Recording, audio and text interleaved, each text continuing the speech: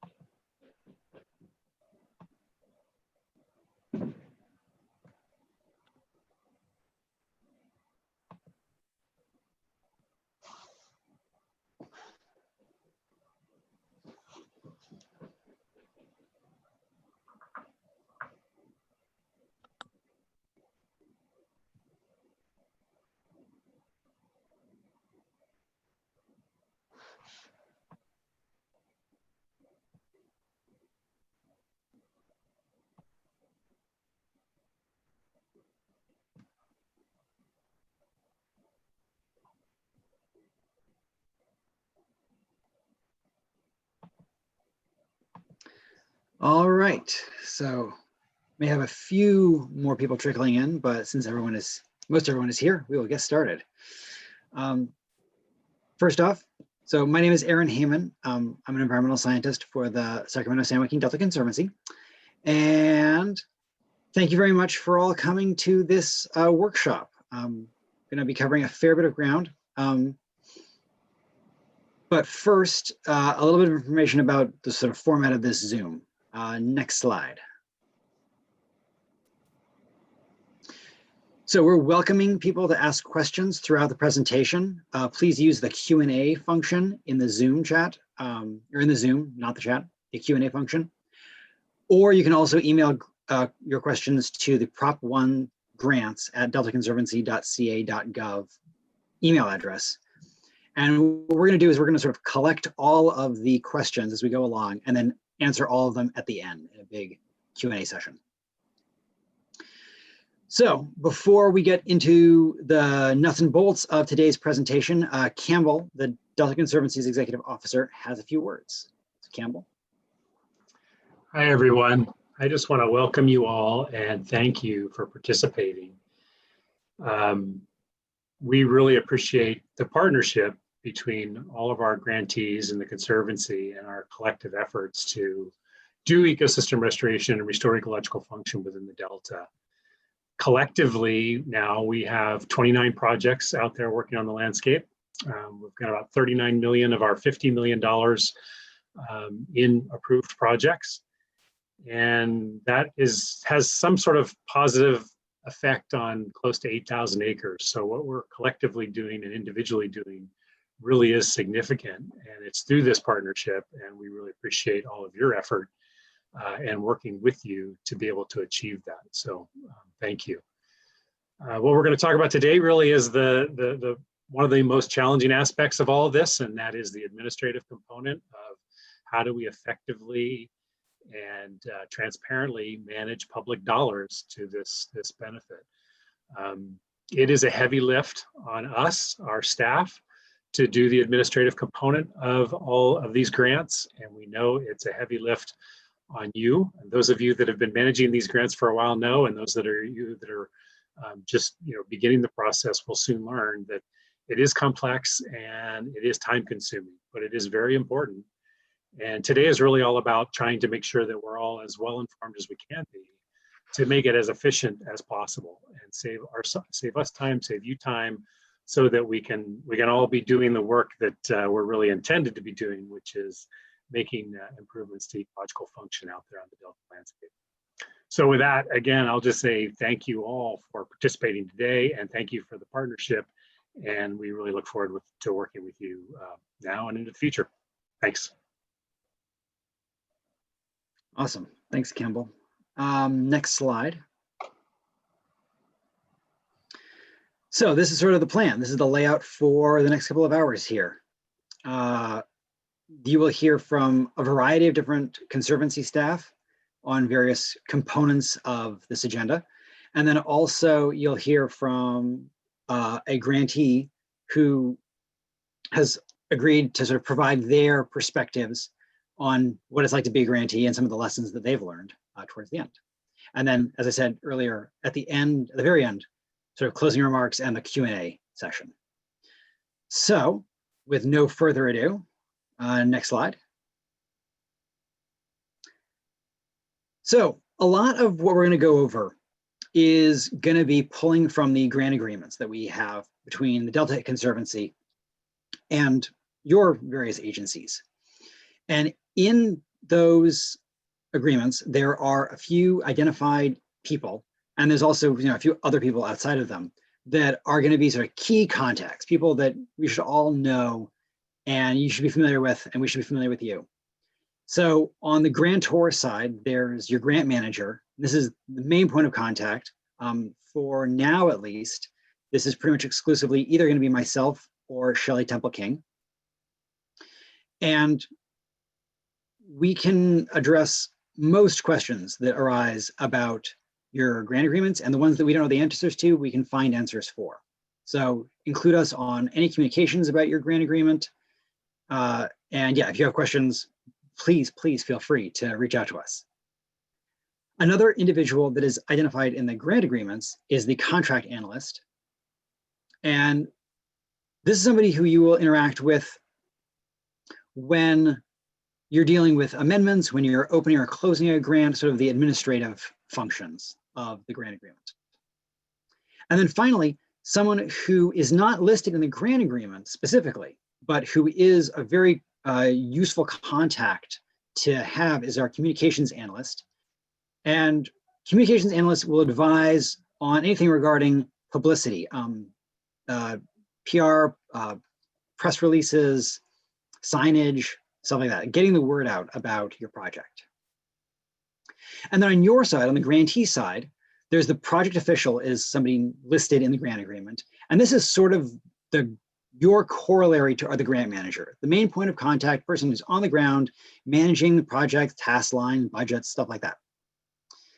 There is also an administrative contact listed in the grant agreement that facilitates, again, administrative matters on your end for your organization. And then finally, there is the signatory, who is the person who's actually authorized to enter into this legally binding grant agreement between your organization and the Delta Conservancy. Some organizations have one person filling multiple of these roles. Sometimes they're 3 different individuals. Fine to have various flexibilities. But those are the big roles that are going to be covered in the grant agreement and the sort of function and play a part in managing these grants. Next slide. And when it comes to communication, this is a drum that you will hear me beat extensively today. Communication with your grant agreement is fantastic. Reach out if you have a problem with your project, if something has come up. Reach out if you need to explore options for your project where something needs to change. Reach out when the project is accomplished, something big, when you've hit some major milestone, you've completed some big task. Let us know. Yeah, because, next slide, we can help with lots of things. It's important to reach out to us because, I mean, if you have problems and issues, we can help you address them, possibly. We can help you find additional resources that can help you address them. If you have something noteworthy that's occurred at your project or in your project, we can help expand your audience. And we like to talk about these projects too. I hope that you're all proud of the work that you're doing and you like talking about these projects. We are all proud of these projects and we like talking about them. So yeah, keep us in touch, let us know. When it comes to sort of the more administrative aspects and also, getting advance notice on things, we are a kind of small organization. And so as much advance notice as we can get is great. So ongoing communication, sharing challenges, it's all very critical, and especially critical to do it with as much lead time as possible. And next slide. All right, so the grant agreement is, the sort of core foundational document that dictates what the project is and how the project is going to run. And so a lot of what we're going to do today is based off of it. It's developed based off of the materials that you supplied during the application phase. And hopefully any concern, if you have an executed grant agreement, then hopefully any of the concerns that might have come up were dealt with during the grant negotiation process. And for those of you who don't yet have an executed grant agreement, now is the time to smooth out as many of those concerns as possible, since you're in that grant negotiation process. Once executed, as I mentioned, it is the controlling document for the project and guides pretty much all of the interactions between you and us. If it needs to change, if something happens, if you have questions about your grant, the first thing to do, talk to your grant manager, ask us questions, reach out to us, and we can work together to figure out a path forward. Next slide. So one important section of the grant agreement is the scope of work. And this contains all the information for all the tasks and all of the deliverables that you will produce, all the work done under the grant agreement. It's all sort of spelled out in the scope of work. If you're unsure if what you want to do is covered in the scope of work, again, consult with your grant manager, and please do so before taking any action. If you take action to do something, to buy a piece of equipment maybe that you're not sure may or may not be covered, there is a chance, a realistic chance, that it may not be covered by the grant agreement. And if so, you will be sort of stuck with that cost of that piece of equipment or whatever it is, and not be able to get reimbursement for it from the grant. So it's really important that before you make a move, before you take any action, you clear it with the grant manager and make sure that it is covered. Next slide. In the scope of work, there is a particular section that is worth highlighting, and it is the schedule and list of deliverables. This is undoubtedly the part of a grant agreement that I reference most often when talking with my grantees. It identifies the deliverables and the dates by which they must be completed to make the project accomplish the outcomes and outputs in particular that it set out to do. And it's used for the grant manager to track the progress of the grant. And so it's the grantee's responsibility to make sure those deliverables and dates are being delivered and hit as the project progresses. Next slide. Another section that is problematic because it can be time consuming is securing site access and land tenure for the project site. So the Conservancy can't distribute funds until permission to access this project site is granted. And so what this access looks like, what this permission looks like, can be different depending on the situation. So for planning grants, what's required is basically a notice from the property owner giving the grantee permission to be on the land and conduct project activities. It should include any restrictions the landowner might have, but that's about it, giving permission to the grantee. If it is an implementation project, it's a little bit more involved than that. Then we're talking about securing land tenure.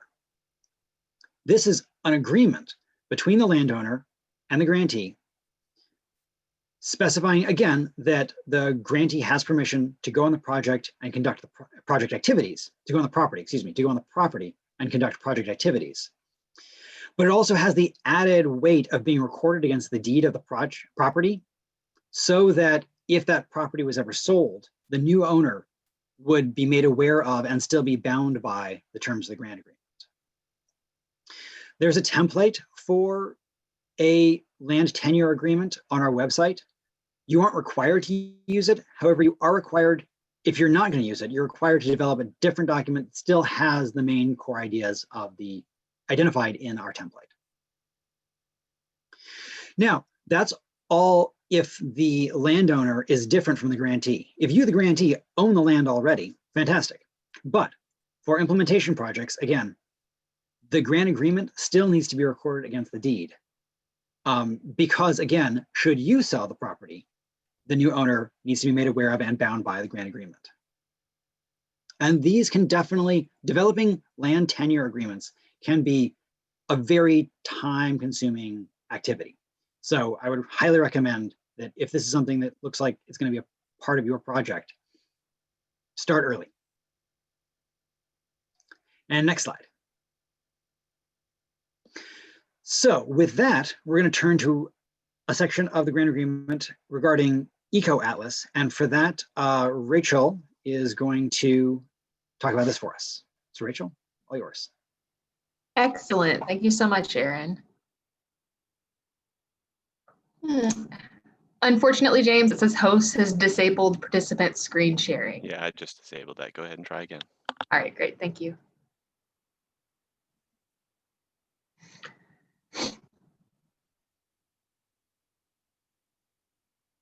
Excellent. Well, good afternoon, everyone. As Aaron said, my name is Rachel Wigginton, and I'm the Senior Environmental Scientist at the Delta Conservancy. I'm really excited to be here today to discuss the benefits of Eco Atlas with all of you and demonstrate why we require all our grantees to upload information about their projects into Project Tracker, which is actually the data entry tool for Eco Atlas. And I'll be discussing all that in just a few moments. I also wanted to flag that this grant requirement of uploading your project onto Eco Atlas can sometimes be a stumbling block for grantees, but it's a really important requirement. So please start the process early and reach out to me or your grant manager if you have any issues with this requirement. So with that little intro, I'm just going to dive in. On the screen that I'm sharing, you should be able to see the Eco Atlas landing page at ecoatlas.org. So Eco Atlas itself has been developed over the past 20 years to answer a few basic scientific questions. We wanted to know, where are the wetlands on the landscape and how are they doing? So what is their condition? And in order to accomplish this, Eco Atlas primarily acts as a statewide visualization tool that aggregates data from different data sources. And the Eco Atlas platform itself is managed by the San Francisco Estuary Institute. But if we go up here and click on the Partners tab, we'll see all the different groups that are involved in Eco Atlas. And I want to flag to you all that those groups that are outlined in green, such as the California Department of Fish and Wildlife, those are organizations that either upload data to Eco Atlas or require their grantees to upload data. It's also worth noting that the California Wetland Monitoring Work Group, which is a statewide work group that meets quarterly, is the technical advisory group for the Eco Atlas platform. So there is a lot of technical underpinning to this program. So with that, let's navigate back to the Eco Atlas landing page. And as I said, this is a statewide resource, but we are going to zoom in on the Bay Delta ecoregion. You can see now that this map auto-populates with this existing aquatic resource, or the CARI dataset, the California Aquatic Resource Inventory. So this is the data that auto-populates when you load the Bay Delta region into Eco Atlas. And you'll notice that there's a grayed out section on this dataset that covers the entirety of the Delta. And that's because there's a working group called DARI, or the Delta Aquatic Resource Inventory, which is a project that is essentially modifying the California Aquatic Resource Inventory data and processing it to fit the unique conditions of the Delta. And that's a project that the Delta Conservancy is actually funding and hopefully those data will be available in EcoAtlas soon. So in addition to looking at the existing aquatic resources, you can also explore several other data layers by clicking on this layer drop-down menu in the top left corner. For example, we can unselect the existing aquatic resources and instead decide we want to look at the historic aquatic resources within the Bay Delta. And I love showing this one because I think the cartography is genuinely beautiful, but it's also really useful to know the ecological history of an area that you are considering implementing a project in, or that you already have a project implemented in. You can also explore several other data layers. So I'm going to turn back on the existing aquatic resource, but you can also look at things like eelgrass aquatic resources, which obviously exist more in exclusively in the Bay. And then you can look at the CalVeg data, which is a statewide vegetation data set. You can also look at wetland condition data when they are available, and that is these data sets right here. So the one that I really want to draw your attention to is the CRAM data set, which is the California Rapid Assessment Method data. And this is a really useful data set for assessing site level condition. So this is the rapid assessment, sort of equivalent to level 2 for the EPA, for those who are familiar with that. So as we see our drop-down menu for legends, which allows you to turn on these different data sets, but you can also find all the different data sets over here in this legends category. Additionally, you can change the base map if that makes it a little bit easier for you to understand what's going on. And then finally, you can look at some useful overlays. For example, if you were interested in looking at the county boundaries and what things are happening in different counties in the Delta, you can definitely look at that through EcoAtlas.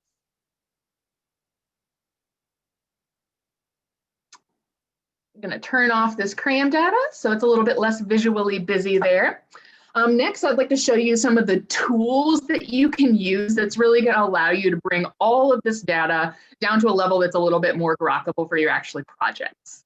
So first, I'm going to show you these tools. So if you click Show Tools in the right-hand corner, you'll see that there are several tools that can be really useful, but I want to highlight to you all the Landscape Profile tool. So this is a newish tool for EcoAtlas, which is one of the reasons I wanted to highlight it to you all. And it allows you to dig into the available data in an area of interest to you. And you can either upload a predefined area, so like an actual GIS shapefile, you could upload it, but you can also draw your area of interest directly on the map, which I think is really amazing. So I'm just going to do that here to demonstrate to you all. That once you draw your area on the map, what essentially the program does is it performs an analysis where it draws down all the data in that area. So here we have our landscape profile that is generating for this area that I've drawn on the map in sort of the western corner of Sassoon Marsh near the Delta confluence. And you'll see that there is, we can look at the existing aquatic resources. So that CARI data set really nicely visualized for us for that area. You can also look at the historic aquatic resources, the CalVeg data. You can look at the habitat projects that exist in that area. You can look at the soil data, which is really interesting. You can also look at the human population data based on the 2010 census, which can be really useful, particularly where we're thinking about like multi-benefit type projects. And you can print this report off. So it's an extremely useful tool. And we can use all this data not only to plan for our future projects, but to better execute the projects we already have on the ground and also to track their impacts on the landscape. And a large part of tracking the change that we see on the landscape is tracking where these restoration projects are placed. And there are several ways to access that data about where these wetland restoration projects are.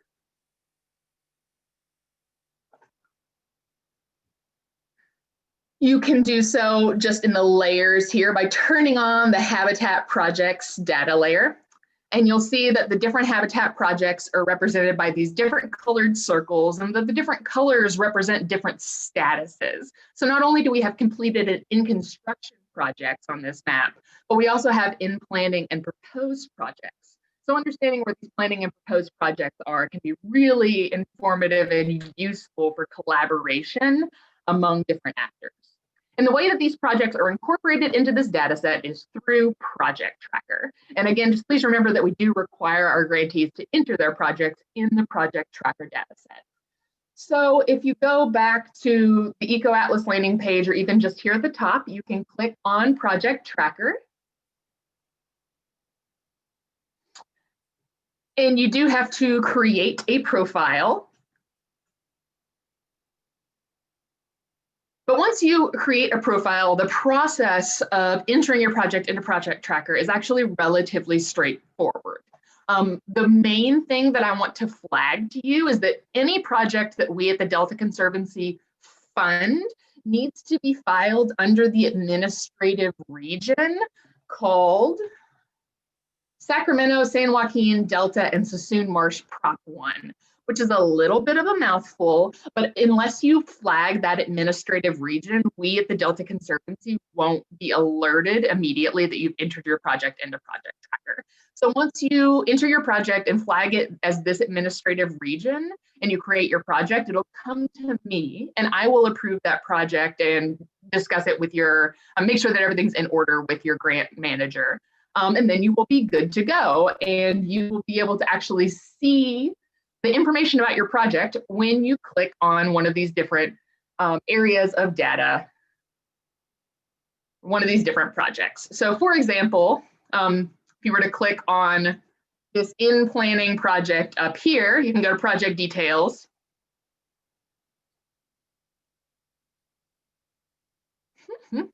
And for some of these, those project details are quite sparse. As you can see here, there's really just the basic information entered into this entry. Alternatively, some of the projects, for example, there it is. This is the Montezuma Wetlands Restoration Project, Project Tracker entry. And as you can see, that this is a really information-rich source of information about the Montezuma Wetland Restoration Project. You can do things like click on project map, and it'll actually show you, the exact area where that project is taking place. So it can be a really, really useful place to centralize a lot of information and data about your different projects. So this is the level of information you'll find, when you are able to actually look through those project information. And so with that, I hope that I have given you all a better idea of the utility of the EcoAtlas interface and then why we require our grantees to upload their projects into this system. And I'm really happy to answer any questions that you all have about this during the Q&A period, but also you can feel free to reach out to me for any assistance that you need. Thank you.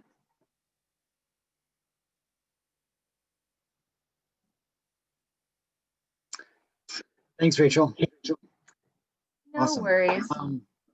So if we can get back to the slideshow, there we go. Just to remind everybody, as we go along, if you have questions about any of the materials we cover, feel free to use that Q&A function in the Zoom or email that Prop1 Grants email address. And like I said, we'll collect those questions and answer them all in a big batch at the end.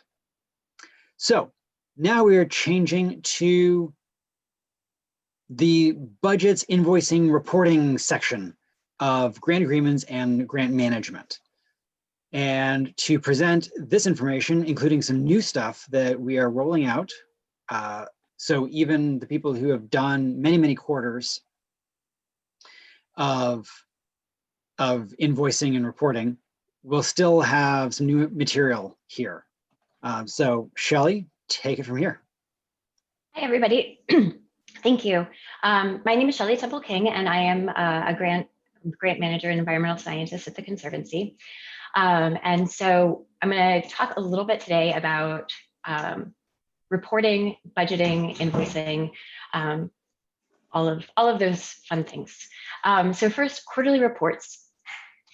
We require that you submit a quarterly report on a schedule, and the quarterly report must describe the work that has been performed on the project and any challenges that have been encountered.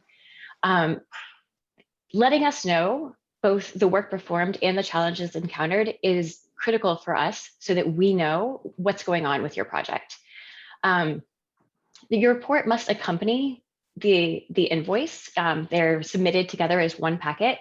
And it also must explain the expenses on the invoice. And so you'll hear me say this several times in the next few minutes, but your quarterly report and your budget need to complement each other. So any expenses on your invoice need to be linked to the projects on the progress report.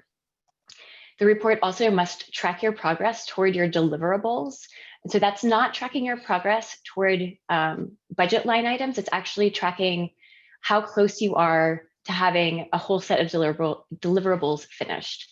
And then again, it needs to relate the reported activities back to the costs in the quarterly invoice. And then as another layer, it also needs to relate reported activities back to the scope of work from the grant agreement. And so again, you'll hear me say this several times. Progress reports must link to invoices, which must link to scope of work, and also the budget in your grant agreement. Next slide, please. So budget. I think we're all pretty familiar with what a grant budget is, so I'll go pretty quickly. This breaks down how your grant funds are going to be spent.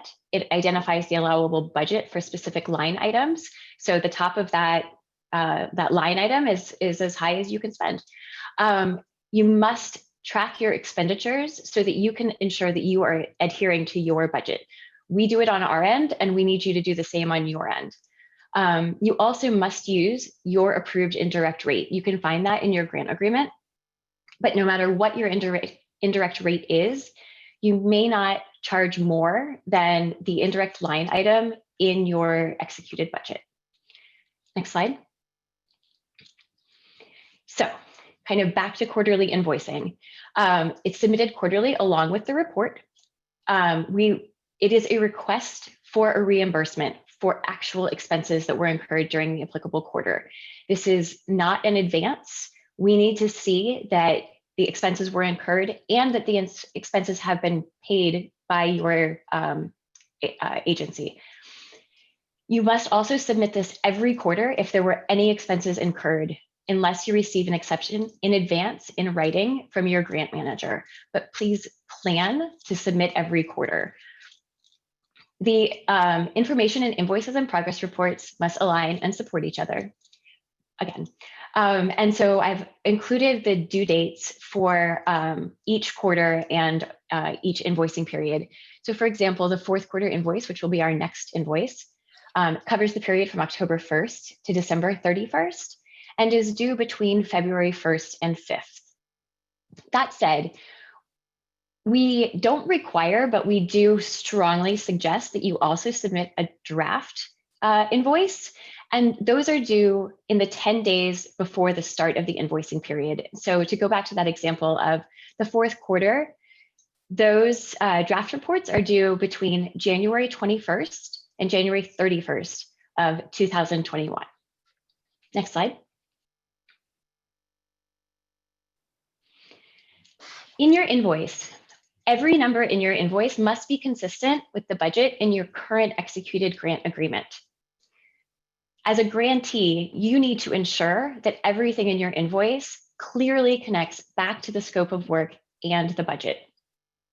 And each expense must have appropriate documentation. That is every expense that you charge in this invoice. So that applies to personnel, time, travel, field expenses.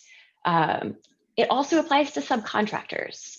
So, excuse me, each expense must have some appropriate documentation. So that could be canceled checks, receipts with a balance of 0 showing that your agency or your organization took on that payment, corporate credit card statements that link back to your organization, and any reimbursements to staff. Next slide, please.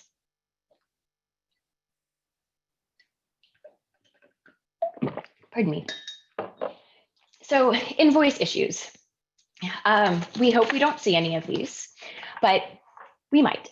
So if there's a problem with your invoice, the first thing we'll do is the grant manager will contact you to rectify any issues if time allows. So now is my plug for telling you again to get your invoices in early. Get your invoices in toward the beginning of that invoice period. Submit a draft 10 days before, and you are less and less likely to have any issues. If time does not allow for the issue to be fixed, your grant manager is just going to deduct any unsupported costs from your invoice and then pay the balance. So for example, if you have time charged to a John Doe, but we're missing all of John Doe's timesheets, we'll just strip out any of his personnel costs and pay the rest of the invoice, and you will be responsible for rectifying, revising, and resubmitting the invoice. You do need to rectify the issue and revise the invoice as soon as possible, because your grant manager can review a draft for you. And this is really important because the revision must be submitted as a separate invoice in the next invoicing period. But if there is still something wrong with it, we can't pay any further invoices. So it will create a roadblock for any further invoices. And we can review this draft at any point during the quarter. You don't have to wait until the draft invoice period if you have had an invoice rejected for unsupported costs. We'll review it during the quarter, and then you can submit it as a separate invoice as its own little packet in the nenext invoicing period. And that packet should include the cover page, the line item breakdown, and whatever pertinent sub cover pages and documentation is required. Preventing problems, submit a draft invoice. That's a great way to prevent problems. And again, submit your invoice at the beginning of the period and not at the end. Next slide, please. So common invoice errors, although we don't want to see them, we know that these are issues that our grantees sometimes run into. So the first one is just missing adequate documentation. Keep in mind that we need proof of payment and not just proof of charge. So we know that your subcontractor, for example, has given you an invoice. We also need to know that you've paid it. Calculation errors. So we do have a new invoice template, and hopefully that will cut down on some of the calculation errors that we see. But please also check your math. Pages that are out of order or in no discernible order at all. That just really increases the time it takes us to weed through your invoice. And some of our invoices are quite long to figure out what you're trying to say. So your general invoice information needs to be the very first page of your invoice. The documentation goes in the same order as it appears in the line item breakdown and category summaries. And I'll point that out more later. The progress report then goes at the very end of this packet. Also, unclear timesheets. Timesheets must account for 100% of employees' time, and they need to be clearly coded with the appropriate project for the Delta Conservancy and clearly identify the dates on which work occurred. And those dates need to fall within the quarter that you are submitting the invoice for. Next slide. All right, so for those of you who have submitted invoices in the past, this should look very familiar. Nothing has changed about this general invoice information page. The only thing that I want to say about it is to please make sure that you populate all of the applicable cells. So please don't leave anything blank when there's a prompt for you to fill it in. And that includes the signature and the date at the bottom. Next slide, please. So this will probably look, I think it looks pretty much the same. It's a little bit consolidated, but this is the line item breakdown of any grantee direct expenditures. So on this row with all personnel, you'll add all of the personnel costs that have been incurred this period and list that, that charge. Next to it, you need to populate the line item budget and the total costs to date. From there, the remaining balance and the percent of budget expended will be calculated for you, but it needs all of those previous parameters in order to do the calculation. So same moving down through general operating expenses, all field supplies go in the field supplies row, all office supplies in the office supplies row, and so on. And so this is kind of the high level, like big picture, what you are invoicing for. Next slide, please.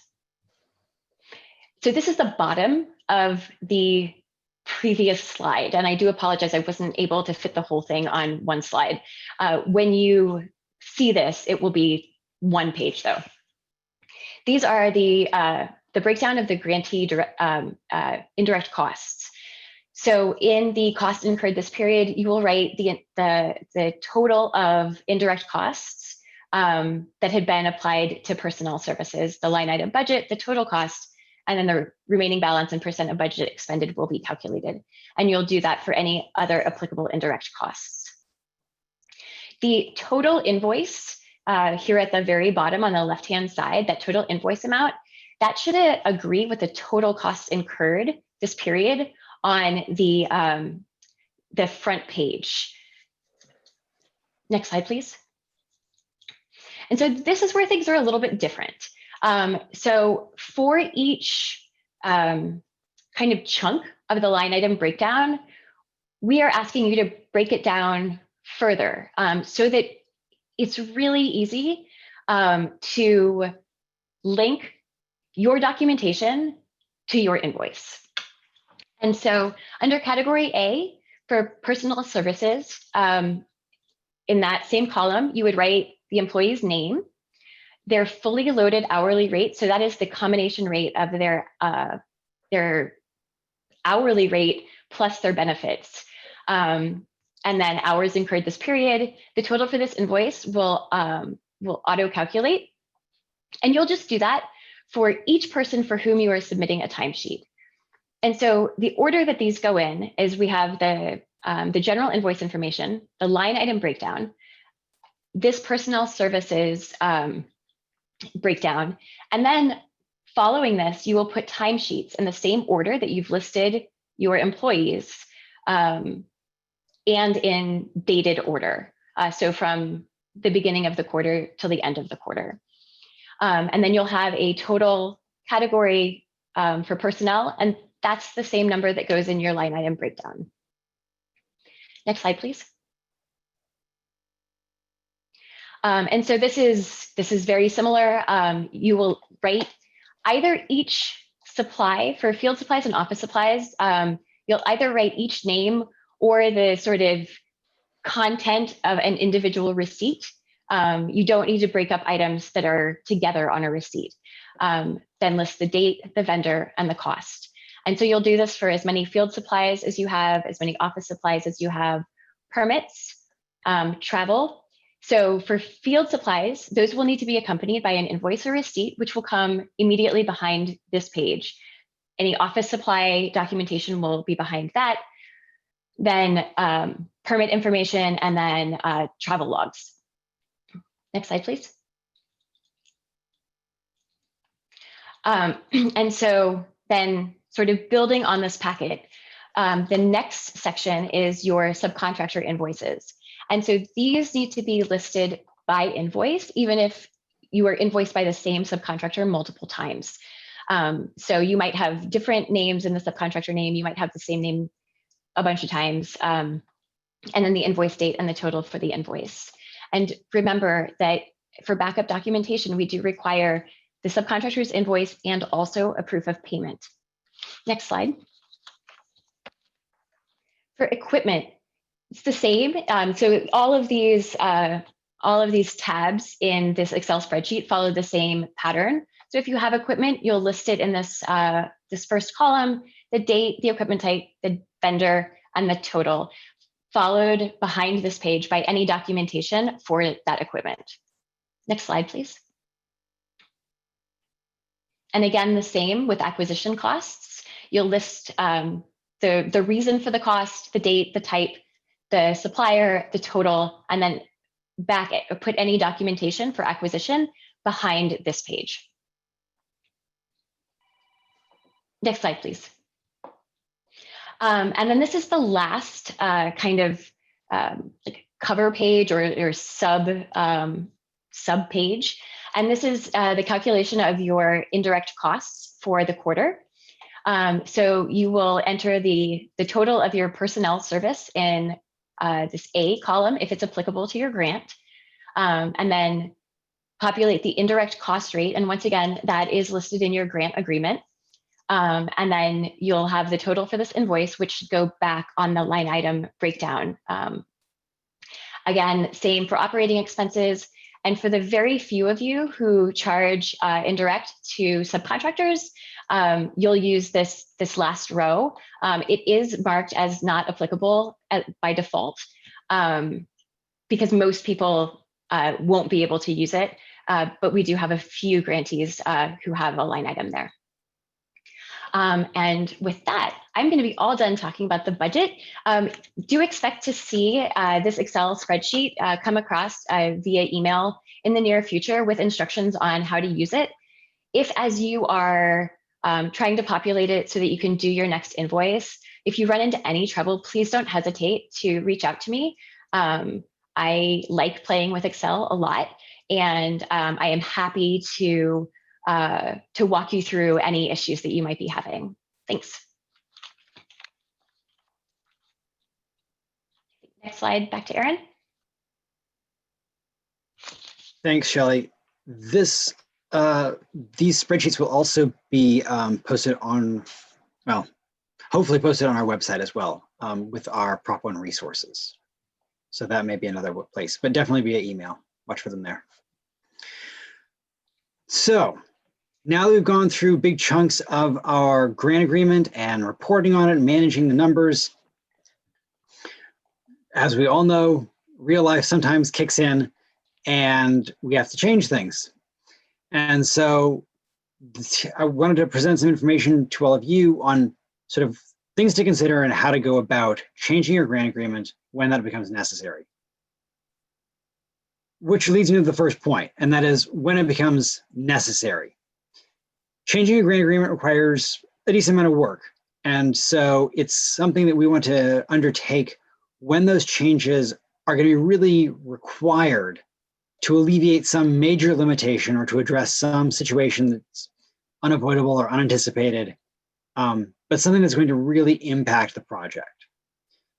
And along this line, if something that comes up, even if you know that it's going to impact the project in the future, maybe you know that you're going to run out of travel budget in a year, communicate that with your grant manager. Make sure that everyone knows that that is going to be an issue. But my recommendation most of the time is to not rush to fix the budget just right away.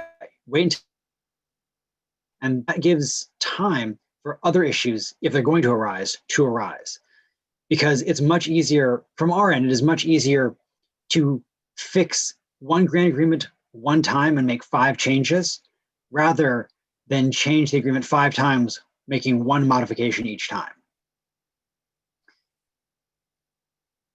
So definitely, communicate with your grant manager, give it some time, but know that even if you have requested a change, even if you've discussed it with your grant manager, even if it looks likely that the change is going to be approved, you cannot operate under that new change, under the new budget amount or whatever the case may be, until you get formal approval from the grant manager. Maybe that might look as a executed amendment. It might be via email, but a formal email approval. But until that happens, the original or the previous signed, approved grant agreement is what stands. And so that's what you need to budget against and operate against. Next slide.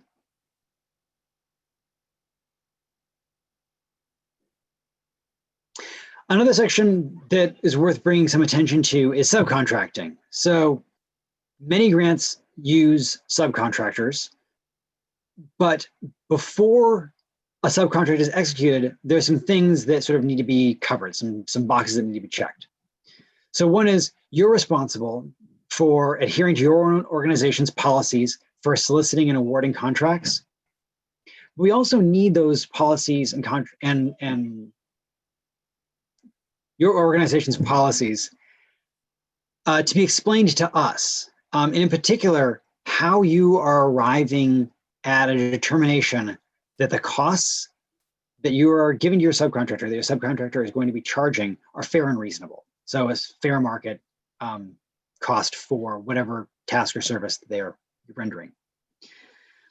We also require that you disclose relationships that you might have with a proposed subcontractor. Remember, these are proposed subcontractors. So this has to happen before you enter into an agreement. But if someone's related to somebody who has a company that is going to be subcontracted, that relationship needs to be disclosed. Then, after your subcontractor after you've identified them and after you've drawn up a contract and executed it, we need a copy of that executed agreement for our files. So please send one to your grant manager. Next slide. Great. Thank you, Aaron, for time. My name is Martha Ozenoff, and I'm the grant analyst, and you're going to be hearing from me when your grant is ready to be executed or if you have an amendment. And so I just wanted to walk you through the process. It's fairly straightforward, but there are some places where it can go awry, and I just want to say upfront that I'm here to help. And if you have any questions, I can be easily reached via email or telephone. So the first thing that's going to happen when your grant is ready to be executed is you're going to get an email from me that outlines the process. It's going to have information about executing the agreement itself, how to use DocuSign. It will have an attachment about EcoAtlas and also some information about a certificate of insurance. And because we're all teleworking right now, we're using DocuSign. And in the good old days, 7 months ago, we would mail you this and you'd sign it and you'd send it back. But right now we're using DocuSign and it's been working pretty well, but it takes some explanation. So that first initial email, you'll hear back from me. And then pretty quickly after that, probably within 15 minutes or so, you're going to get 2 separate emails from DocuSign. The first one is going to have the grant agreement with cover page and all exhibits and attachments. That's probably a 40 or so page document, and I encourage you to read through it, make sure everything's accurate. And once you've reviewed it, you're going to go ahead and sign it. And you're also going to sign the post-consumer content certification, which is Exhibit G in your agreement, as well as the grantee certification clauses, which is Exhibit H. DocuSign is going to walk you through that, but I'm also going to have share my screen in a minute to show you how to do that. Then you'll get a second email from DocuSign that has 2 other and possibly 3 other attachments: the Darfur Contracting Act certification and a bidder declaration. And lastly, you might have a standard form 204 if you haven't done business with the state before, but many of our grantees have. First-time grantees might have that. So next slide, please. Okay, before I share my screen and go to DocuSign, I just want to talk a little bit about the certificate of insurance. This is cut and paste directly from the email that I sent you, but I just want to stress that we need all 3 of these bullet points to be included in your certificate of insurance, or it's going to get sent back. And if it gets sent back, that delays when you can start your project. So when you're working with your insurer, just please let them know that we need to have these 3 things, 3 bullet points listed. What they're going to have to do is probably add an addendum to the certificate or put it under description of services. There's a couple different places where they can put it, but I just want to stress to you that this is a place where it can sort of go awry and add a little bit of extra time. I'll always work with you to try and make sure that we have the right certificate of insurance before we can start.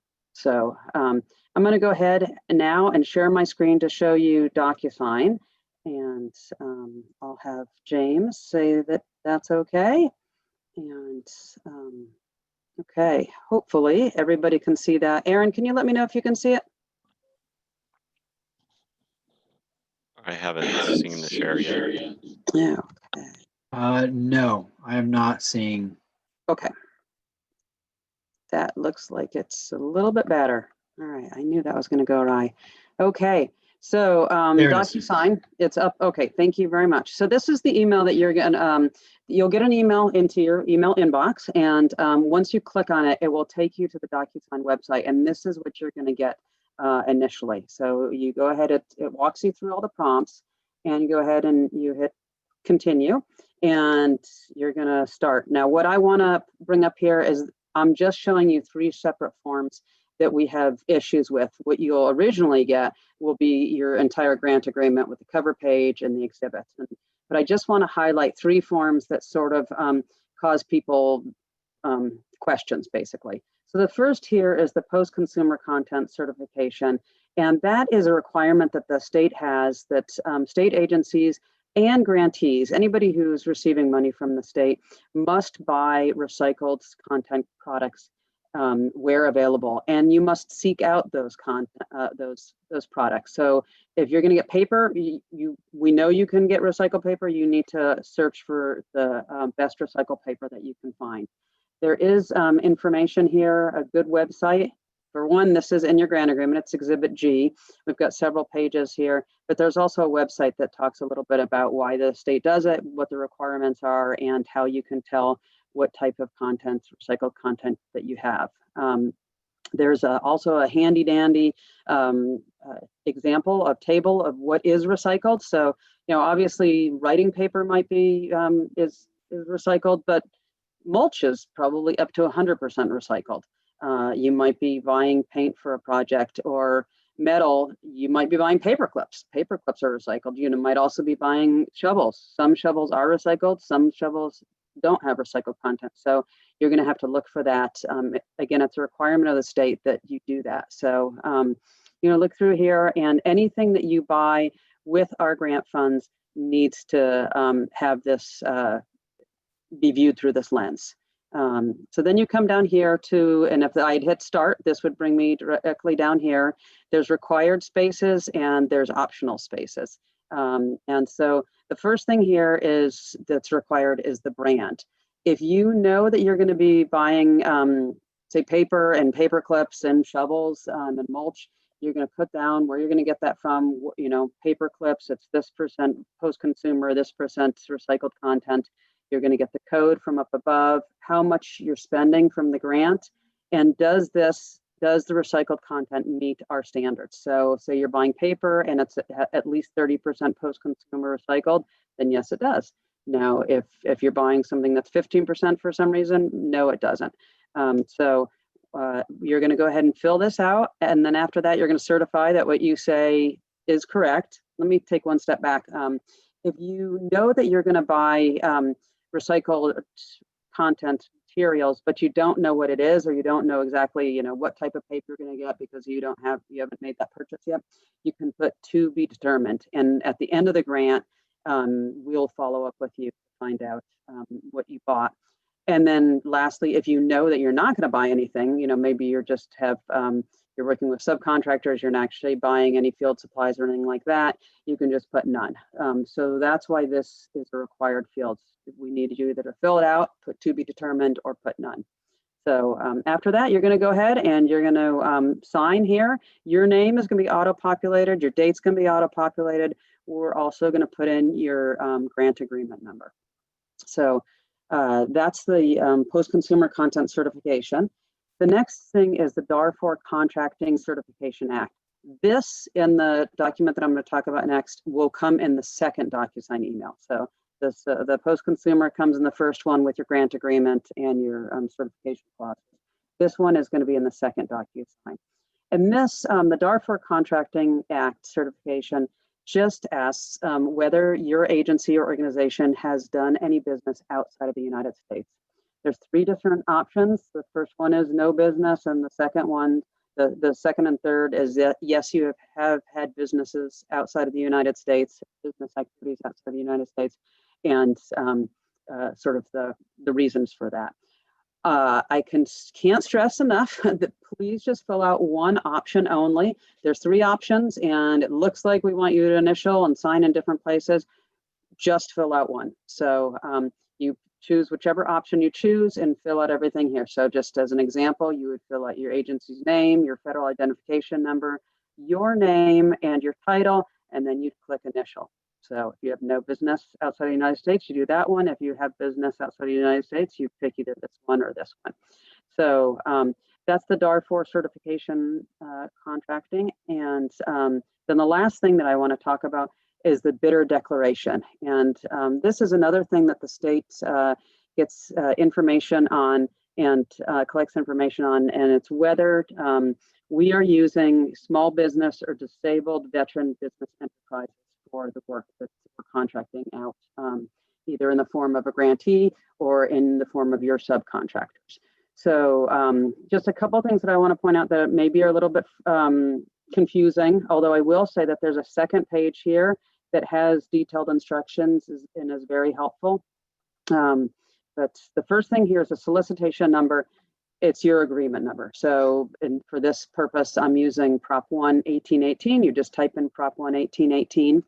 And then this number 1 here, the prime bidder, that would be your organization or agency. And so are you a small business or disabled veterans business enterprise? Maybe, maybe not, probably unlikely, but because we work with government agencies and nonprofit organizations, but perhaps you are. So if you are, you're going to say yes. If not, you're going to say no. If you say no, you're going to go down to item 2 and talk about your subcontractors. So perhaps you're not a disabled veterans business enterprise, but you have a subcontractor that is. So this is also a required line. You're either going to put in none because you don't have any subcontractors, to be determined because you haven't figured out who your subcontractors are, or you know who your subcontractor is. And so you're going to go ahead and fill that name out. So you're going to put in, Delta Water Solutions. I'm working with, Jane Doe, and here's her phone number. Here's the address where you can reach the subcontractor. Then, do they have a certification? Are they a small business? Are they a disabled vet? Yes. If they are, you're going to put in that. If not, put in none. Then you're going to put in what the work they're going to perform. So say they're going to do SQL review. Just write something quickly like that. And what percentage of the budget that represents. Are they in good standing? So say that they are going to be doing SQL review. Do they have the permits to do that? Do they know, do they have that background to do it? Say they're claiming that they're a disabled veteran business enterprise. You have to have that certified each and every year. Are they in good standing? Do they have that certification up to date? And then the last question is what you're using, if they're using rental property for their subcontracting. And that is down here, the 51% rental. It's explained a little bit more. It's a little complicated. So if you're going to be selecting that, I encourage you to read more on the instruction page. And then lastly, we're going to have you go ahead and sign it, because it says that you, by signing the bid response, you are going to certifying that this information is correct. You just hit sign, it goes ahead, and I'll show it here, goes ahead and signs my name, has my auto corrects or auto populates the date, and you're going to go ahead and hit finish. Now I'm not going to hit finish because I didn't fill anything else out, and it will send me back. So I hit finish. Oh, I didn't fill that out. So if you missed something, it'll automatically walk you back through that you need to go ahead and do that. So I'm not going to spend the time doing that today, but that's that. Next slide, please, James.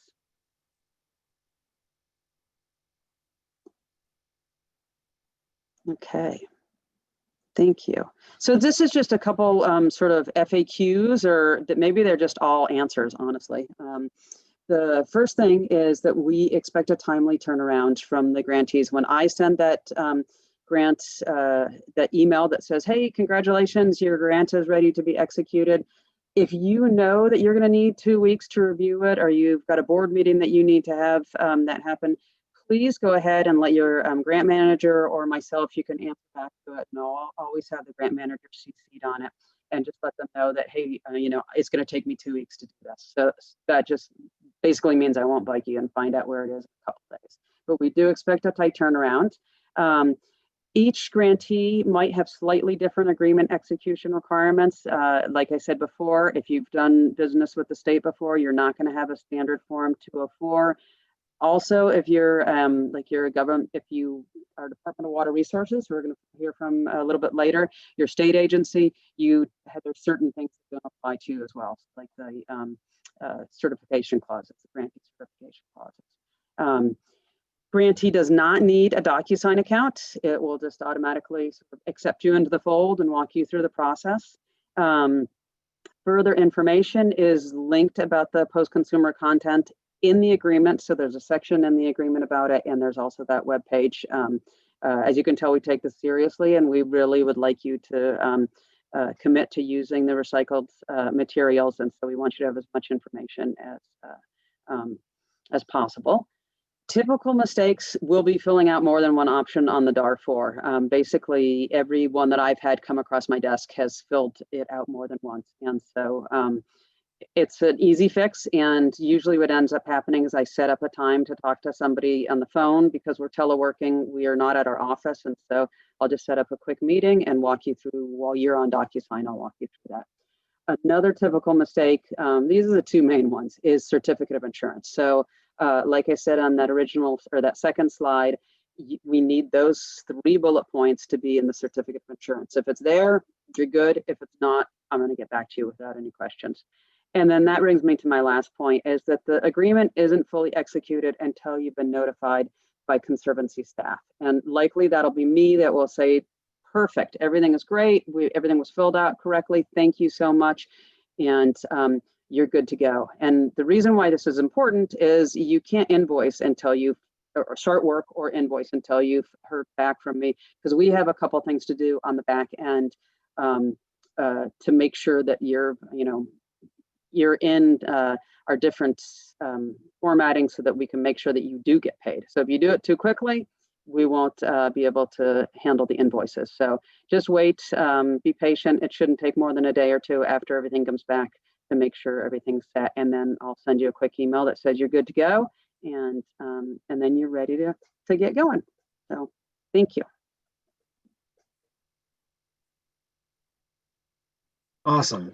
So next slide. We're now going to turn to our communications analyst, Elisa, to talk about the more sort of public-facing sides of projects. So Elisa. Thanks, Aaron. So as Aaron said, my name is Elisa Harrop. I'm the communications analyst, and I look forward to working with everyone on anything related to publicity and marketing. So the first thing I'm going to talk about here is project signage. As noted in your grant agreement, any implementation project is required to post a sign at the project site, and that sign will inform the public that the project received funds through the Sacramento San Joaquin Delta Conservancy through our Proposition 1 grant program. The size, location, number of signs, and the draft design must be approved by the Conservancy. So when you have all that information, you'll submit the draft and all the information to your grant manager, and that person will coordinate with me on making sure it's approved. We are currently working on a template for these signs. It would be available for grantees to use, but not mandatory if you have your own design you'd prefer to use. If that's something you might be interested in, please contact me or your grant manager to let us know. It'd be helpful to gauge how many of you are interested in something like that, so we know if it's something we should get together. And it's really beneficial to your project, your organization, and our grant program if these signs are placed as early as possible in the project. It helps to garner more interest for your project and for your project partners. So the longer the signs are up, the more exposure you get. And exposure helps you, and it also helps us spread the word about what our grant program is accomplishing. That increases our capacity to fund this program and similar programs in the future. So worst case scenario, your required signage must be in place prior to the final distribution of your funds, but it'd be best if you could get it up as early as possible.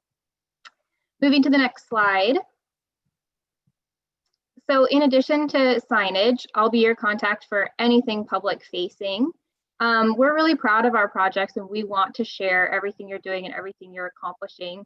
And we have a lot of different platforms we can share your efforts on. We might create a project info sheet.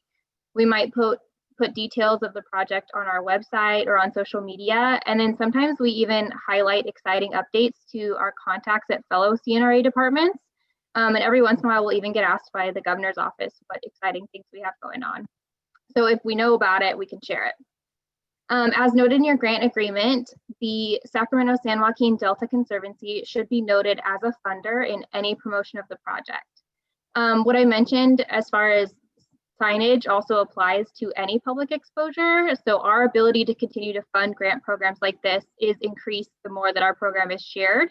So it's really important that when you're talking about your project, you don't forget to mention where the money is coming from. That is huge to the continuation of our work. And then also using our full name, it's the Sacramento San Joaquin Delta Conservancy. I know it's a mouthful, so sometimes, internally we'll shorten it to Delta Conservancy, but in order to make sure that people know who we are and what we're doing, it's really important that in anything public facing, it's our full name. As it's mentioned in your grant agreement, please notify your grant manager and me 10 working days before any public promotion or media coverage. So that's anything that's larger than social media posts. So anything like press releases, blog posts, newspaper articles, videos, e-newsletter, anything like that. Depending upon the audience of the material, we may request a draft before it's finalized or goes to print. And when you do post about the project on social media, please tag us. We would love to share your content. That boosts your reach, it boosts our reach. It's good for everybody. I put our handles on the side there. If you have trouble finding us on Twitter, please note that there's no A in Conservancy in our handle. And you can contact me at any time about publicity opportunities or questions. If something comes up or you want something to come up, just give me a call and I'd love to chat about that.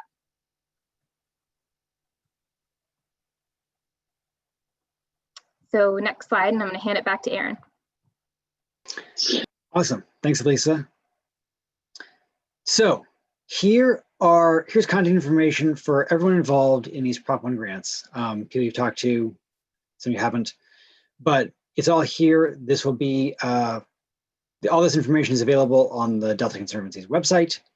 All of our contact names are up there.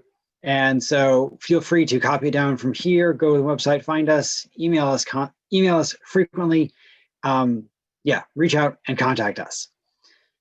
That pretty much wraps up the bulk of the Delta Conservancy's perspective on grants, grant management, and all things Prop 1 related. So next slide. I'd now like to turn over for a while to some of the grantees who are working on one of our Proposition 1 funded grants, the Dutch Slough Tidal Marsh Restoration Project in Oakley, California. So Pro, take it away. Thanks for being here. Thanks, Aaron. Thanks, everyone. My name is Pro Mitra. I'm with MBK Engineers. We are the district engineer for Reclamation District 2137 near Oakley, California. The project, actually, let's go to the next slide so I can give you some context on the project. Okay, so as you can see here, the project is located kind of almost at the southwest tail of the Delta. Kind of near, actually, Dutch Slough is just where Antioch is. And the project, it started development in roughly 2002 or 3 when DWR purchased approximately 1,200 acres for the intent of converting it to tidal restoration. Next slide. So in 2015, we didn't break, that's the year prior or year or two prior, we broke ground. So this is what it looked like. So this is actually about 12 years after it was purchased. So during that 12 years, went through all of the permitting and environmental documentation. And so it took about, the last supplemental EIR was adopted in 2010. Then the permitting started. So the area is pretty much fallow for a while, even before DWR purchased it. So if you go to the next slide, we'll show you what it looks like now. So as you can see, as of this, I think this was an aerial from August. A lot of channelization has taken place on the parcels. water has been introduced through pumping, and revegetation work has commenced this year and is nearly complete. Which brings me to the grant itself, which actually provided funding for approximately, or about, for 2.9 million out of the 3.4 million needed for the revegetation effort. Next slide. So this is some of the details. So the grant actually became effective 2019, even though it had the application process and approvals were done beforehand. But due to some delays in our in contracting, which this grant was going to cover, we couldn't initiate the effective date until 2019. Earlier this year, we requested an amendment, which I'll discuss in detail a little bit later. And our funding end date is in 2022. And as you can see there, the tasks that we listed in the grant are shown from the management all the way to habitat monitoring. And then to date, we spent, out of the 2.9 million, we spent 2.1 million. Next slide. So as Shelley had pointed out, she had shown you the kind of the blank templates of the spreadsheets that you'll be using. These are the ones that we've been using for our quarterly reports. So just as Shelley pointed out, a lot of things could easily get missed. So one of the things you definitely have to make sure is all your totals add up, and even stuff like rounding errors. We found that things can look a little mysterious when things don't get rounded properly and you try to transfer that information from between invoices and these spreadsheets. So I think the next slide just shows how the numbers are to be reconciled. So these are just some of the things that you should look out for when you submit your invoice, because the Delta Conservancy staff will catch it, and so it just kind of avoids a lot of back and forth in the submittal. Next slide. So this is something I quickly developed, or after a couple of cycles of submitting the quarterly reports, to kind of put together a spreadsheet that summarizes all the invoices. So if you click on one more slide, or sorry, click on one more time, yeah.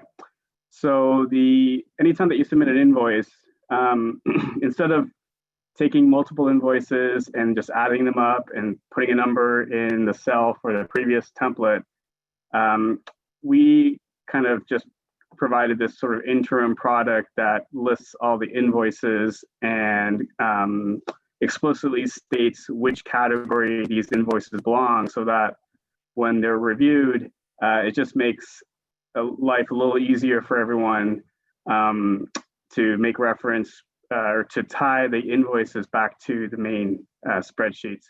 And also just if anyone's been doing grant management for a while and have undergone the experience of an audit, things like this definitely help an auditor look at what you've submitted and how everything ties into the amount that you're requesting. So if you click one more time, I think it just shows another invoice. So here it is again, where in this case, we had two invoices, or several invoices, but these two represented invoices that are applied to different tasks within the grant. So that's why I think one's in blue, one's in red. So it kind of makes it easier to track. Next slide. So as I mentioned earlier, we had to file a grant amendment. The main reason was when the grant was initially put together, the operating expenses at the time were not yet defined. And when they were, we realized when working with Delta Conservancy staff that MBK, because we're the district engineer for RD 2137, we're not staff. So even though we are like the staff, we're an extension of the staff, we are not officially Reclamation District staff. So therefore we are considered a subcontractor. So the original amounts that were assigned for staffing could not apply to reimbursement of expenses when on our time on this project. So we had to request an amendment to reallocate the funds from the staffing budget to the to us as a subcontractor. So fortunately, because that didn't require a change in the total cost in the grant, we went through the formal grant amendment process through a letter and then supporting documentation, and it required only the approval of the executive officer and did not need to go to the board. So that was one thing we were hoping to avoid, and which we did. So that was our experience with the grant amendment process. So I'm sure others will have to go through that. So that's just something to be aware of. And I think that was the last one. Yeah. So thanks again for the opportunity to kind of share our experience. So far, it's been pretty painless. A couple of times we had to kind of go through the process of what Delta Conservancy needed. And in the end, it worked out pretty well. I think now that we've kind of in our, I believe we're in our 5th or 6th quarter in this project, we have it dialed down. Well, at least we hope we do. So so if anyone has any questions about kind of that process of what to submit in addition to what Shelley had provided, then please let me know.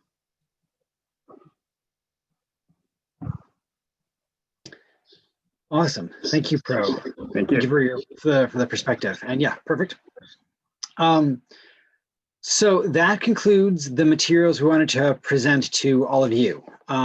If there are questions, by all means, jump in that Q&A and ask away, or fire off some emails to that prop1grants@deltaconservancy.ca.gov. We have had a few questions come in so far, which hopefully you can see as answered. But do a quick recap. One person asked if we could please explain the purpose behind recording an implementation agreement. And the reason that it's important to record a grant with the county for an implementation project is to sort of permanently tie the agreement and the project to that property. So that even if that property changes hands at some point, everyone, the property owner, the county, everyone is going to be aware the project is in existence, and also what the restrictions of that project may impose on the property. You know, you can't bulldoze down the trees, that kind of thing. And so by recording it with the county, that becomes linked with the deed. So anywhere the deed goes, the grant agreement goes with it. Had a question about whether or not this presentation was going to be somewhere available so that other colleagues and staff could listen to it later. And the answer is yes. We will definitely be posting this presentation. It'll be on our website. It may take us a couple of weeks to get it up there. We want to collect questions and make sure sort of everything is answered really well. So when it goes on the website, it's all correct and together. Let's see. Another question that came in was, what is required for proof of payment? And also, if there's a long lag time between when, for example, a subcontractor, when some cost is incurred and when the proof of payment becomes available, and especially if it's long enough that those sort of become disconnected across quarterly reporting periods, kind of like what happens? So the short answer is, if you have questions about proof of payment and what constitutes proof of payment, and also if you think that delays in supplying proof of payment might cause issues, reach out to your grant manager and talk it over with them, and can figure out kind of how to guide you forward. The longer answer is, proof of payment can be a report from a credit card issued by the organization, issued to the organization, It can be in the form of reimbursements to staff, to individual staff members from the organization if individual staff members incur sort of out-of-pocket expenses. Canceled checks are an excellent form of proof of payment. A receipt that shows a balance of $0 is great.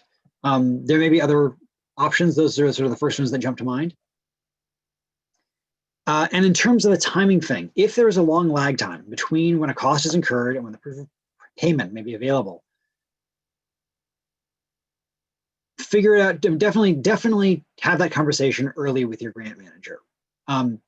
One really good option may be simply to hold both the cost and the proof of payment until sort of that next quarter when you can supply both of them together and just keep it clean. But discuss this with your grant manager.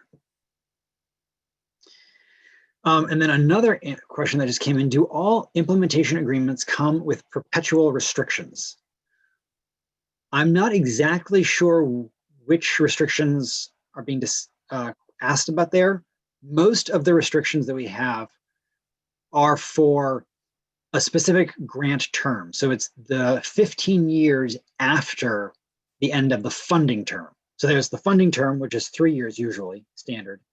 And then at the end of those 3 years, count 15 years out, and the grant agreement, or the project funded by the grant, has to have an expected and useful life expectancy of at least that 15 years.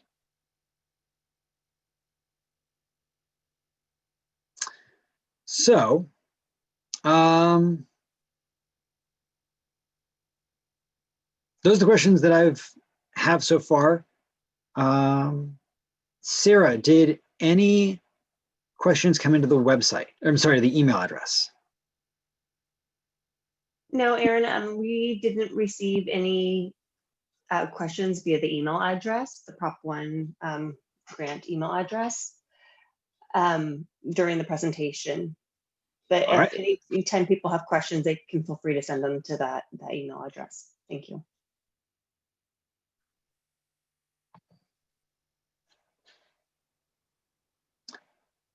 So I'll wait just a minute or two in case some of those questions come in.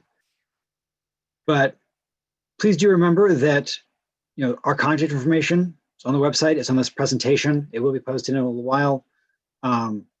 If questions come up a day from now, a week from now, a month from now, a year from now, reach out to us and let us know. We're happy to help.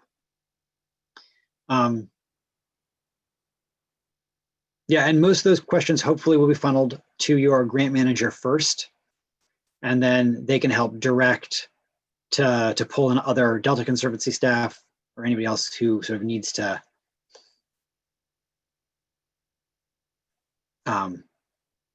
anyone else who would be useful to answer those questions.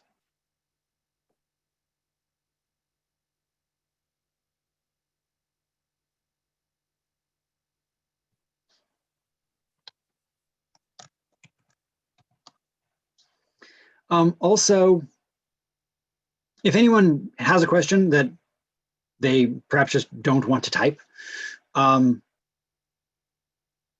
going to try enabling the raise hand function, and then we can sort of call on individual people to ask a question, if that's useful.